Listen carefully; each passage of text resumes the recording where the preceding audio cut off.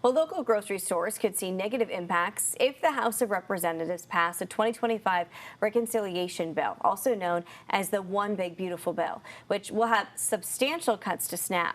Our Shelby Burrow joins us live in the studio with a look at what this could mean for local grocers statewide. Shelby? Well, in 2023, 2,170 retailers redeemed SNAP benefits, which totals more than $730 million in West Virginia, according to the United States Department of Agriculture.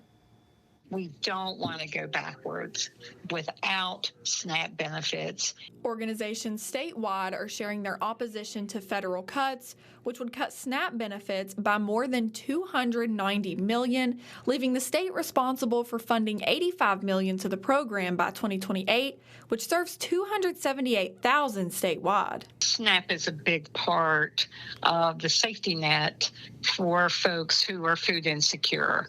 For every $1 of food, that we can provide, which we say provides a meal, SNAP dollars provide like 12 meals. If these cuts happen, they could bring with them a hit to locally owned grocery stores, and these smaller scale stores are what many West Virginians rely on, especially those who live in rural areas. Grocers, retailers, they rely on those SNAP benefits in rural and remote communities.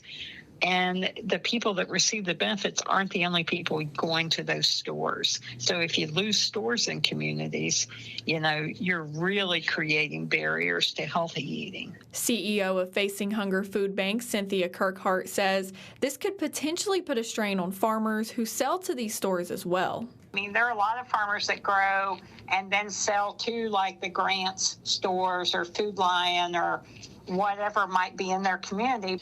Not only are the people that process the meat being affected, the people that they bought the meat from, right? Because they're going to buy fewer cows or fewer pigs. And then, it's just such a trickle down of impact. She says this could also result in staff being laid off, causing more negative impacts to local economies. Those local grocery stores, even the farmers markets that accept SNAP benefits, all of those retailers contribute to state and local tax revenue, right? That also support essential services like schools and roads and, all those things. So you're talking about the food chain, really being affected, because every $1 of SNAP spending generates up to almost $2 in economic activity. With continued calls for a healthier country, some say having empty shelves will not help that mission. We get really comfortable with our food system and, having grocery stores that are fully stocked. And I think for us, we saw in COVID that maybe our food system isn't that secure, and we really need to focus on how do we build up and build capacity in our local farmers and our local food system.